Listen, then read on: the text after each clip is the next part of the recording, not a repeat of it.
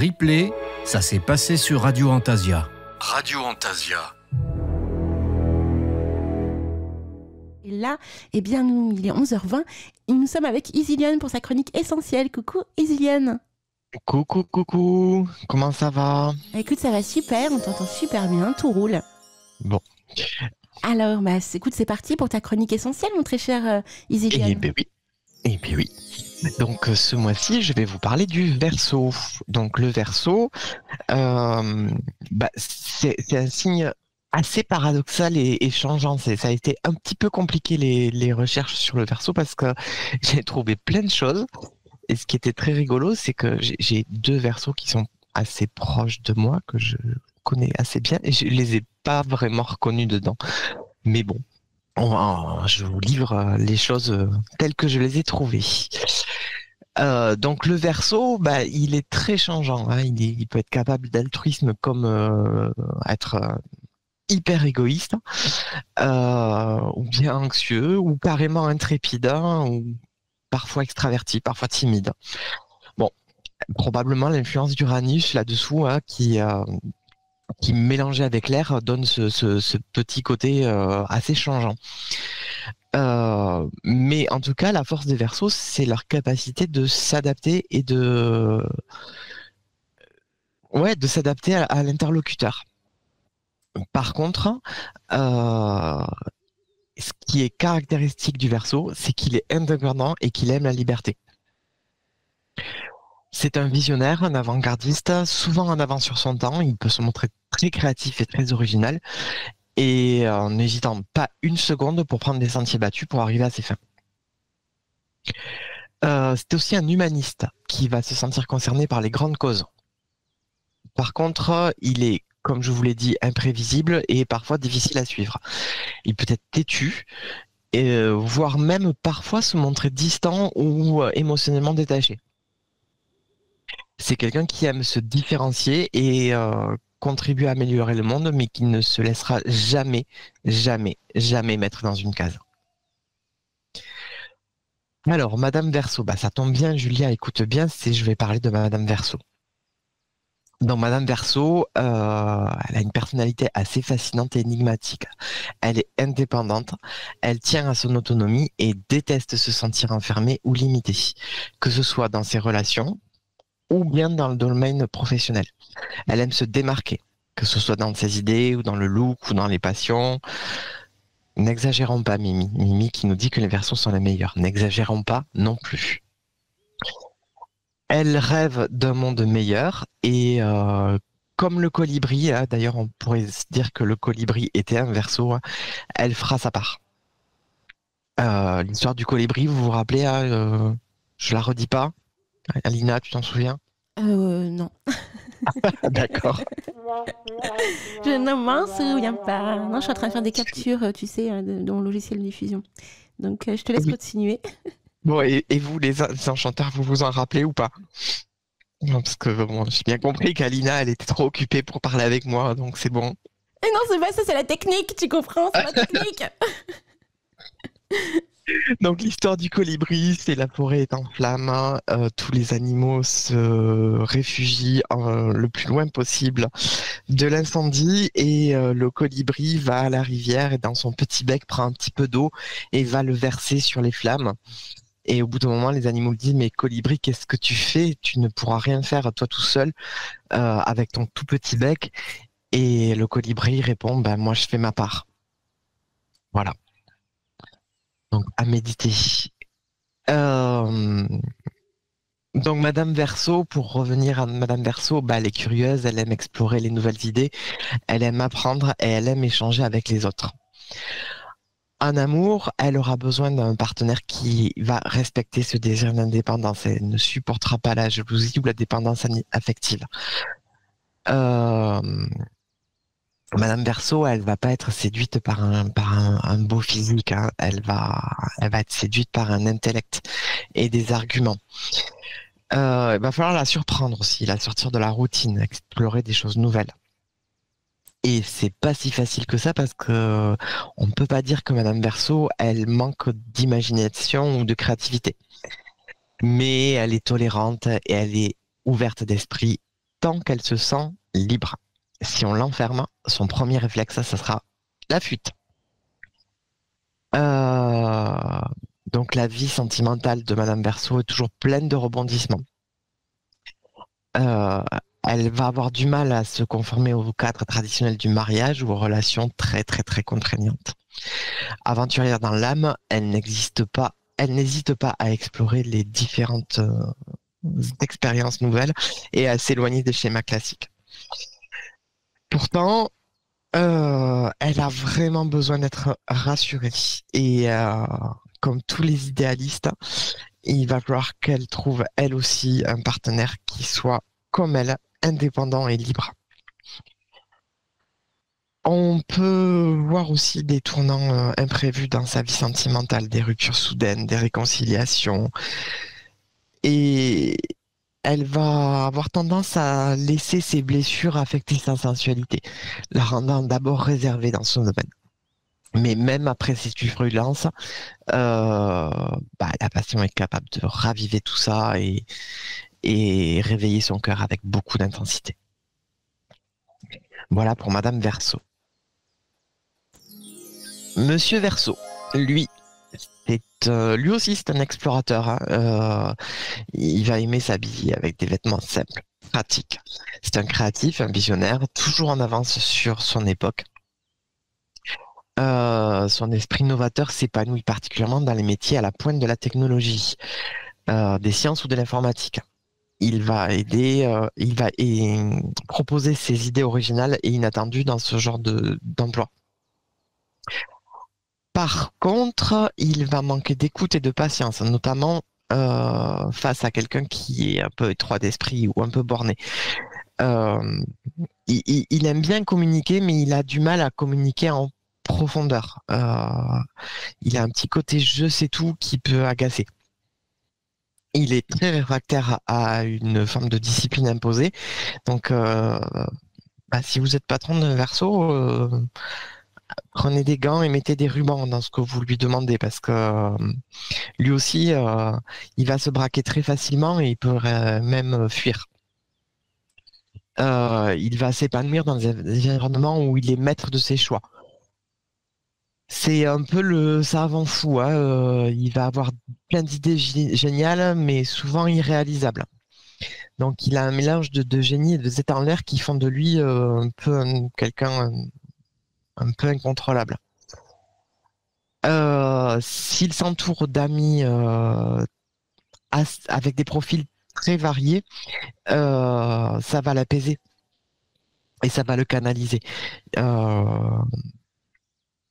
C'est un sentimental, ça c'est clair, mais par contre c'est pas un compatissant, hein. N'allez pas le voir pour les peines de cœur, hein. Il va vous écouter d'une oreille assez distraite.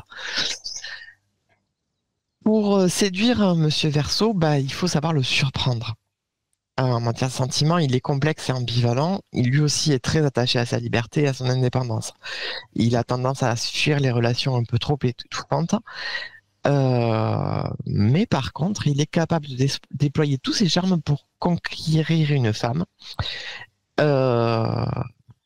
et agir le lendemain comme si elle n'existait plus. Donc, pour capter son attention à Monsieur Verseau, il faut maintenir son intérêt tout le temps et éveiller sa curiosité. Il ne faut pas hésiter à cultiver une part de mystère et à se réinventer tout au long de la relation.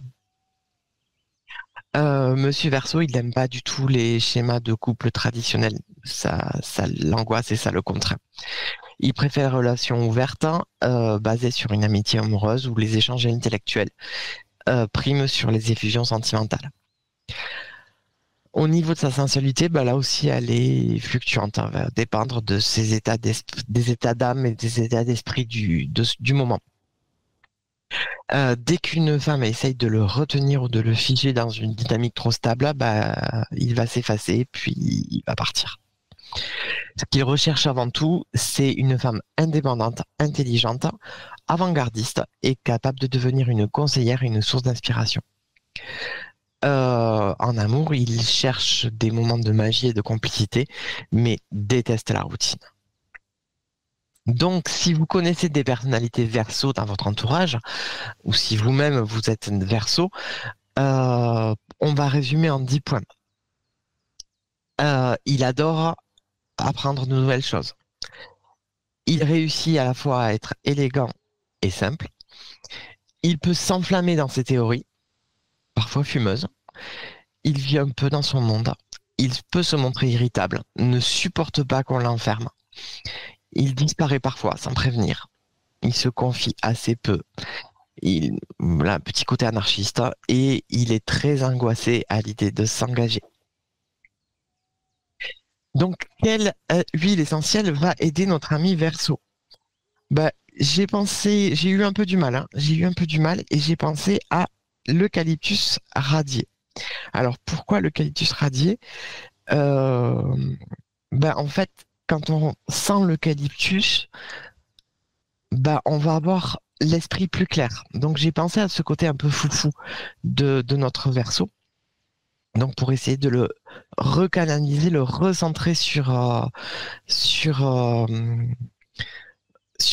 qu'il pense et ce qu'il vit en ce moment, le remettre dans le ici et maintenant. Et donc, du coup, avoir un esprit clair, c'est pas mal. Et l'eucalyptus radié, pour ça, c'est génial. Donc, l'eucalyptus, qu'est-ce que c'est? C'est un arbre originaire d'Australie, ça tout le monde le sait. Hein. Il a des feuilles d'un vert très profond, avec une écorce grise qui parfois, en fonction du sol, si le sol est assez fourni en ardoise, peut virer au bleu. La taille est une 50aine de mètres de haut. C'est super haut, un eucalyptus. Ça peut même monter, s'il s'y plaît, s'il a rien qui l'embête, jusqu'à 120 mètres de haut. Je ne sais pas si vous imaginez ce que c'est un arbre de 120 mètres de haut. C'est énorme. Les aborigènes grimpaient jusqu'en haut des arbres pour se procurer les feuilles les plus proches du soleil, donc celles qui ont reçu le plus d'ondes positives du soleil. Ils cueillaient aussi les glandes à huile, c'est ces petits fruits marrons qui poussent en grappe et qui sont en forme de cône. Donc, ce qui va donner la variété de l'Eucalyptus globulus. Hein, c'est grâce à ces fruits. Les graines étaient broyées puis mélangées à de l'eau pour former une pâte qu'on posait sur la tête du malade pour faire baisser la fièvre. Je vous expliquerai ça tout à l'heure. On faisait également brûler les feuilles dans la chambre d'un malade pour purifier l'air ambiant et on continue.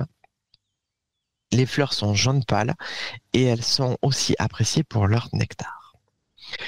Pour nettoyer leur eau, les aborigènes australiens faisaient flotter un petit morceau de l'écorce de bois dans leur réserve d'eau et ça a lutté contre les petits insectes qui détestent ça. Ça aussi, on va en reparler tout à l'heure. Et ça a purifié les réserves d'eau. Et ils s'en servaient aussi comme d'une pompe. Ils prenaient une racine, ils la creusaient, ils faisaient un tuyau avec cette racine et il le mettait dans une mare et l'eau qui passait à travers la racine était purifiée et ça permettait de remplir un récipient d'eau pure sans effort. Oui, Julia, il y a le PDF, n'hésitez pas à me le demander à isilion-radioantasia.fr. L'huile essentielle d'eucalyptus radié a été commercialisée assez tard finalement, en 1860.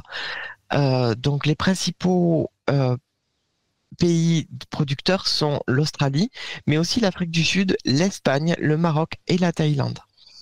On l'utilisait principalement pour désinfecter les instruments dans les hôpitaux anglais et surtout pendant la guerre. Maintenant, elle fait partie de la fabrication de rince-bouche et de dentifrice, de bonbons, enfin, de choses comme ça. Donc, l'huile essentielle d'eucalyptus radiée, on l'utilise par la distillation des feuilles à la vapeur. Elle a un rendement plutôt correct, donc de 0,5 à 1%, c'est-à-dire qu'il faut 100 kg de feuilles pour obtenir entre 500 grammes et 1 kg d'huile essentielle. C'est pas mal, hein, dans l'univers des huiles essentielles, c'est un rendement plutôt correct. Alors, l'huile essentielle d'eucalyptus, je vous apprendrai rien en vous disant qu'elle est expectorante et mucolytique. Ça, c'est grâce aux alpha-pinènes et au l'eucalyptol. L'eucalyptol, il est capable de stimuler les glandes qui produisent des muqueuses, du mucus, donc ça va fluidifier les sécrétions, activer les cils. Dans les voies respiratoires, on a des petits cils qui permettent d'évacuer le mucus. Alors, ne pensez pas à du poil, hein, enfin, si, c'est un peu comme du poil, mais ouais, c'est un cil qui va déplacer le mucus, qui va le faire remonter jusqu'au sinus et qui permettent de se moucher ou de cracher ces mucus. C'est un mécanisme de défense naturelle de l'organisme chez les mammifères. Donc, comme l'huile essentielle va accélérer la production de mucus, le mucus va être plus fluide et donc du coup va se déplacer plus facilement et ça permet d'être expectorant. Donc l'huile essentielle d'eucalyptus, c'est l'huile essentielle reine lorsqu'on est un peu encombré, hein, ça permet de dégager un peu les sinus et les poumons et surtout décongestionner le nez bouché. C'est un spasmolytique et un bronchodilatateur, hein, donc ça permet aussi ça va relâcher les muscles lisses des voies aériennes et du coup d'avoir l'impression que les bronches s'ouvrent vraiment et donc de dégager un peu tout ça, ça va soulager la toux. C'est un antiviral, hein, on l'a vu tout à l'heure dans la purification. Hein, c'est les terpènes qui sont dedans, les alpha-terpinéols. Non, on peut pas le mettre dans le Scrabble, celui-là, Mimi, parce qu'il n'y a pas la lettre alpha dans le Scrabble. Et donc, du coup, ça purifie. Alors, c'est un immunomodulant, c'est-à-dire que ça va aussi agir sur l'immunité. Hein, ça va aider l'organisme à se défendre contre les agressions. Donc, c'est vraiment l'huile essentielle de l'hiver qui est géniale. Hein. Bon, antibactérien, antiseptique, les alpha-pinènes et le l'eucalyptol, on en a parlé déjà tout à l'heure. C'est un anti-inflammatoire également. C'est un anti-inflammatoire puisque ça va empêcher la production des molécules qui vont faire l'inflammation. Donc du coup, comme on va pas avoir l'enzyme qui provoque l'inflammation dans l'organisme, puisqu'on va en avoir moins puisque ça va être bloqué par les alpha-pinènes, du coup, ça a un effet anti-inflammatoire, forcément. Un antifongique, donc il est assez efficace contre les aspergillus et les pénicillus. Voilà. Et pénicillium, pardon. Et c'est un antalgique parce que ça va stimuler les récepteurs du froid, les récepteurs cutanés du froid. Donc du coup, ça va faire une anesthésie locale par sensation de froid. Ce n'est pas froid, ça va juste stimuler, c'est un leurre si vous voulez, ça va stimuler l'impression de froid. Donc du coup, ça calme la douleur. Alors, l'huile essentielle d'eucalyptus radié. Attention à l'utilisation. Elle est très commune, mais elle n'est pas inoffensive. Hein. Attention aux personnes épileptiques. Hein. À forte dose, elle est épileptogène. Et comme elle a un effet respiratoire, attention aux personnes asthmatiques aussi. Trop concentrée dans une préparation, elle va être irritante aussi bien pour les voies aériennes que pour les tissus cutanés. Donc, il faut bien respecter les doses de dilution à 20% minimum, c'est-à-dire 2 ml d'huile essentielle pour 8 ml d'huile de transport si vous l'utilisez en cutané et à 30% en diffusion, au moins à 30%. Elle est extrêmement dermocaustique, donc faites très gaffe si vous en servez sur des sachets Mojo ou des choses comme ça. Oui, vasodilate, j'en ai pas parlé, Clan du Lac. Elle est vasodilatatrice, donc surtout pas sur la partie génitale. Oui, bien sûr, mais sur toutes les muqueuses en fait. Ça brûle, hein.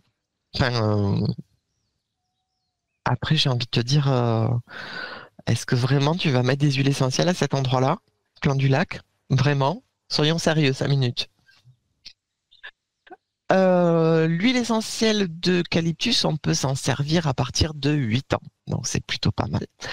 Elle est strictement interdite aux femmes enceintes et allaitantes et aux enfants de moins de 8 ans. Et là, j'ai bien dit strictement interdite.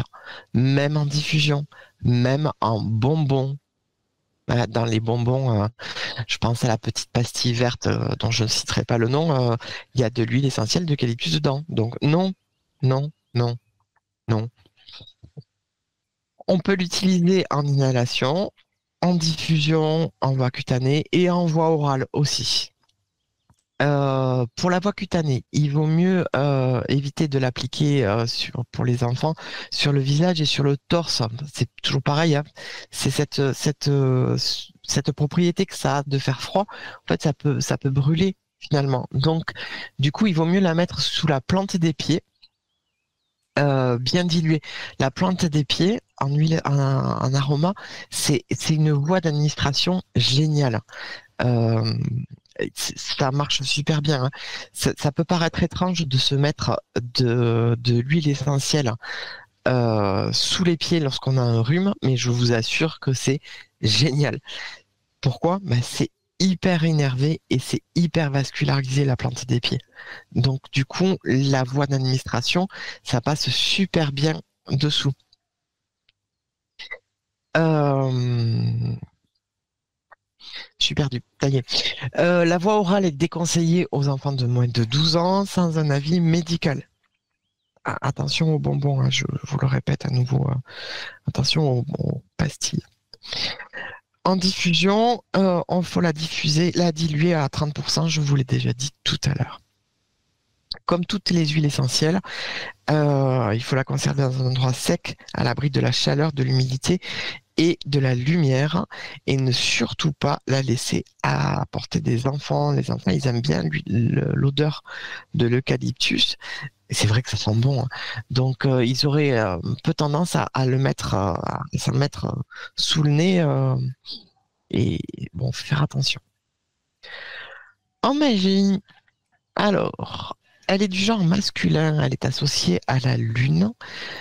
Pour le zodiaque, elle est associée au Cancer, mais aussi au Verseau. Elle est représentative de l'eau et de la terre. Et on va l'utiliser pour la protection, le bannissement, la purification, la guérison, évidemment, la santé, évidemment, mais aussi le bien-être mental et physique. Et c'est pour ça que c'est ces points-là que je vais développer. L'huile d'eucalyptus ou la plante, hein, c'est pareil. C'est un remède souverain pour toute affection respiratoire. Bon, ça, on a bien compris. Elle peut agir dans un sachet charme contre la maladie de manière générale. Ah, bon, là, on va profiter de l'égrégore de la plante qui soigne, vraiment. Pour ça, il vaut mieux prendre les feuilles plutôt que l'huile essentielle parce que le principe du sachet, c'est qu'on va le garder sur soi. Et comme je vous ai dit, l'huile essentielle, elle est un peu dermocaustique. Donc, n'hésitez pas à le remplacer plutôt par des feuilles ou de l'écorce. Parce que comme ça, vous pouvez le porter à même la peau et ça, vous risquerez pas trop de vous brûler.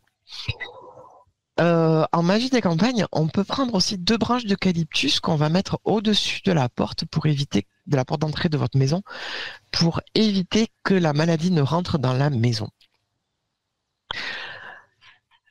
Elle a aussi, et ça je l'ai découvert en faisant mes recherches, sa place pour consacrer les espaces rituels ou sacrés. La plante séchée va être brûlée comme encens de sanctification, voire même remplacer carrément l'encens de sanctification. Donc c'est plutôt intéressant si on a un cours d'oliban ou des choses comme ça, on peut le remplacer par de l'huile essentielle.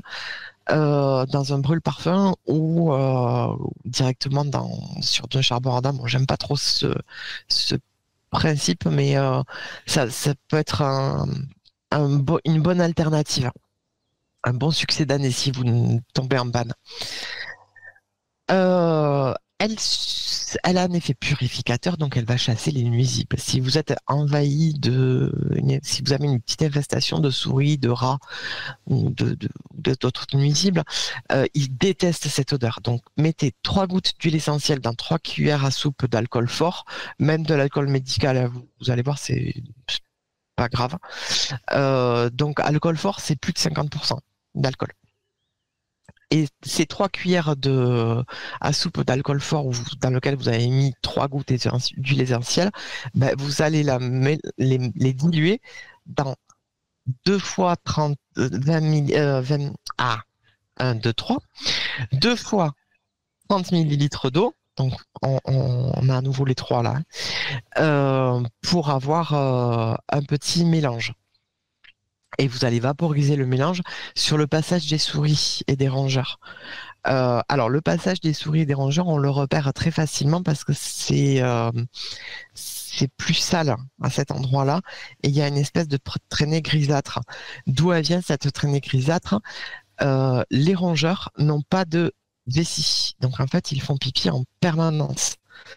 Et l'urine des rongeurs, elle sèche et elle est un petit peu poisseuse et elle va garder toute la saleté. Donc c'est comme ça qu'on repère le passage des animaux, de ces animaux-là, parce que toutes les poussières vont coller à ce pipi en séchant et on repère le passage des rongeurs grâce à ça. Donc vous diffusez, vous vaporisez directement ce petit mélange sur le passage et du coup ils vont plus venir parce qu'ils détestent ça. Si vous arrivez à trouver le nid, là vous y allez, vous vaporisez allègrement et ils vont partir. Pour nos versos alors, utiliser en diffusion, ça va favoriser la stabilité émotionnelle et psychique.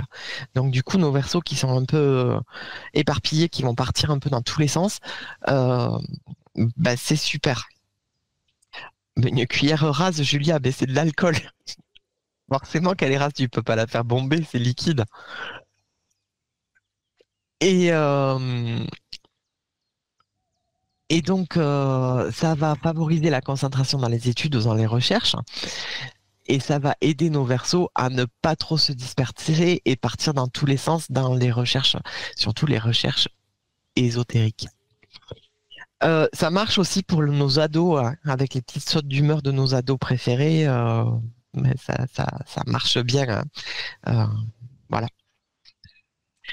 Donc, je vais vous donner une petite synergie à diffuser, aussi bien pour nos versos que pour nos ados ou que pour nous-mêmes. Moi, quand je fais mes recherches, je la diffuse celle-là parce que je dois avoir un petit côté verso et je vais partir un peu dans tous les sens aussi. Donc, on va mettre une goutte d'eucalyptus radié, ça va favoriser l'éveil, l'équilibre. Une goutte de lavanda, de la lavande angustifolia, la lavande vraie, pour l'équilibre et le centrage. Et 7 gouttes de bois de santal blanc pour l'éveil et la spiritualité. Si vous appréciez pas trop le santal, vous pouvez en mettre un peu moins. Si vous avez besoin d'ancrage, vous pouvez remplacer le santal par du patchouli.